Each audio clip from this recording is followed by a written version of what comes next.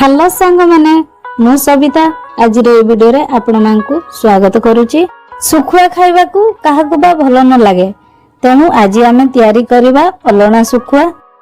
आम ओडिसा रो घरे घरे परिचित ए सुखुआ रेसिपी रो स्वाद और तार बासना आपण केबे भूली पारिबेनी। तेणु वीडियोटी को पूरा देखंतु। ए वीडियोटी आपनकु भलो लागले आम चैनल टी को सब्सक्राइब करबा को जमा भूलिबेनी। ता सहित गोटे सुंदर कमेंट लाइक और शेयर करि देबे। ताले आसंतु आज रो वीडियोटी स्टार्ट करबा। एही रेसिपी पई आमे प्रथमे अलणा सुखुआ नेबा, तापरे सुखुआ को भलो भाबरे बछा बछि करि देबा। एही सुखुआ पई आमे किछि मसला नेइछु, ता पुनी कोन कोन सेटा को जानि नेबा। प्याज को मु छोट छोट काटिछि, 14-15टा रसुण आउ किछि अदा, सुखला लंका 5-6टा नेछि। आपण निज हिसाब रे राग को कम बेसी करि परिबे। आमे एठी सरिष, जीरा और धनिया नेछु, किंतु आपण सुखुआ पई जदि मसला नेउछंती हेले सरिष को टिके बेसी नेबे। चलंतु एटा को आमे पेस्ट करबा, माने मसला रेडी करबा। प्रथमे शिल को पानी रे धोई देबा। मु एठारे शिल यूज करूची, आपनक पाखरे जदि ग्राइंडर थिबो ताहेले आपण सेठी मसला रेडी करिवे। तापरे प्याज, रसुण, अदा और सुखला लंका को बाटिबा। मु एठारे पानी यूज बिल्कुल भी करिनी। एही मसला तो आराम रे बाटी हेई पारिबो।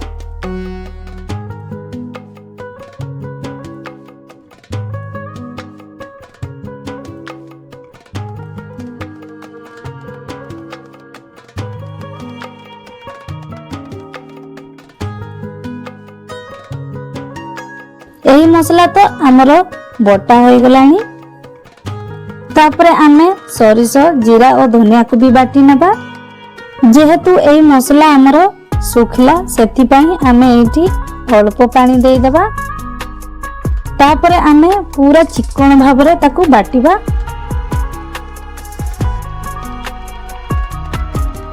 एही मसला भी आमर रेडी हो गलानी, ताकू भी गोटिए प्लेट रे काढी नेबा।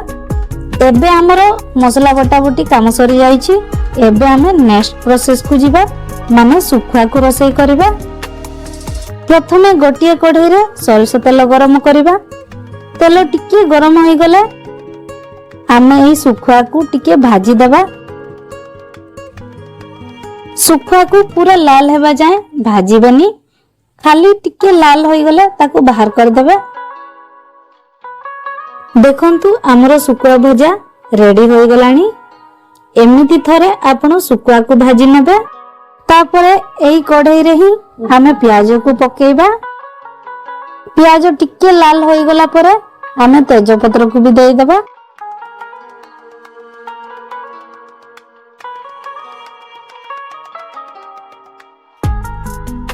एबे हमें जे मसला रेडी करिथिलु सेही मसला को पकेइबा। तापरे हळदी को पकेइबा। एबे आमे स्वाद अनुसार लूण को देबा। आपण निज हिसाब रे लूण को देबे। एबे आमे एही मसला को मिक्स करि देबा।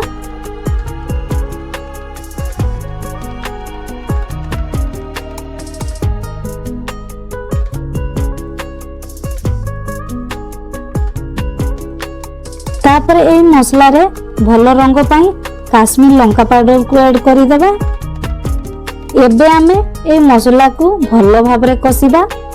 मते ए मसला को कसिबा को प्राय 10-15 मिनिट समय लागला। एही मसला रे आमे टिके गरम मसला दे देबा। फिश मसला को भी टिके दे देबा।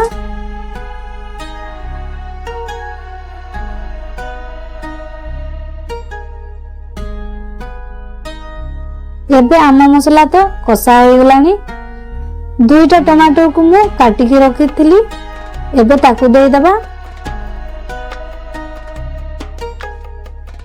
एही मसला को सिजिबा पई मु एठारे मसला को टमाटो ऊपर दे देउची। एमिति करबा द्वारा टमाटर हमरो जल्दी सिजि जिवो।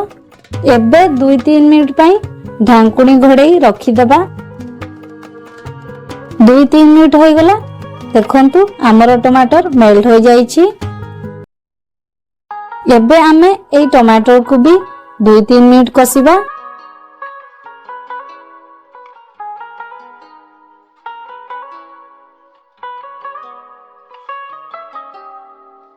एबे आमे जेउ भाजी की रखिथिलु सेई सुखा को दे दबा। सुखा को दे सारबा परे आमे ताकू भी थरे मिक्स करि दबा। एमिति हल्का भाबरे मिक्स करि दबे जेमिति सुखा गुंड हबा नै आ खाइबा को भी भलो लागिबो।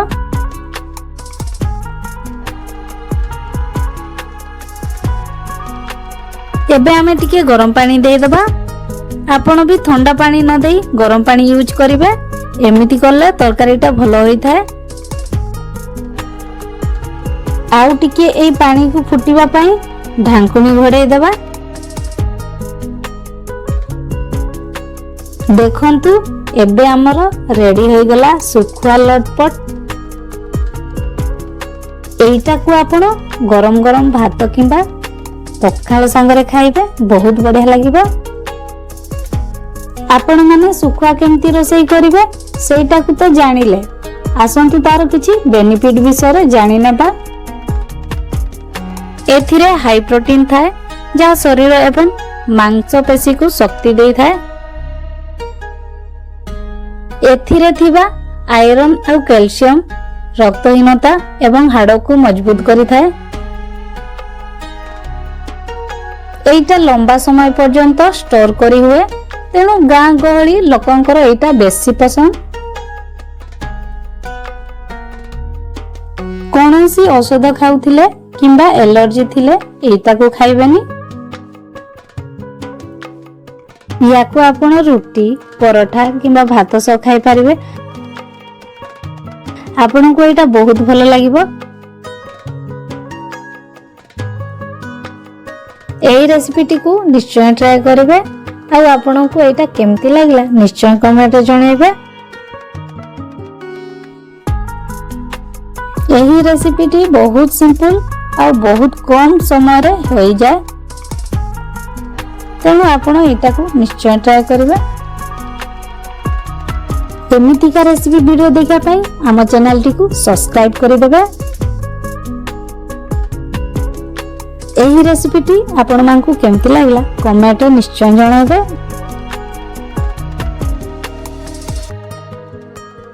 आज पई एतिकी रे रहिली। एबे विदाय दियंतु। नमस्कार। Take care.